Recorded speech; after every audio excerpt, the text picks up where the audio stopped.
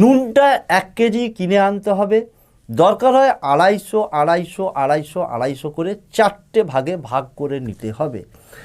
যদি একটু আধটু কম বেশি হয়ে থাকে, 250 জায়গায় হয়তো কোনোটা 260 গ্রাম হলো, কোনোটা 275 গ্রাম হলো, অসুবিধে নেই, কিন্তু নুনটার যে কোয়ান্টিটি পরিমাণ 1 কিলোই হতে হবে।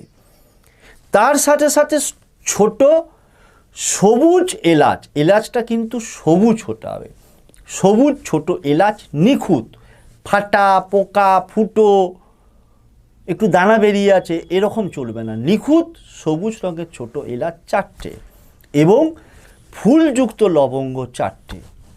এইগুলোকে সংগ্রহ করে রেখে দিলে যে কোনো দিন যে কোনো সময়ই তুমি করতে পাবে। একটু শুদ্ধতা মেনটেন করতে হবে। 4টে শিশি নিলে 4টে শিশির মধ্যে 1 কিলো নুনকে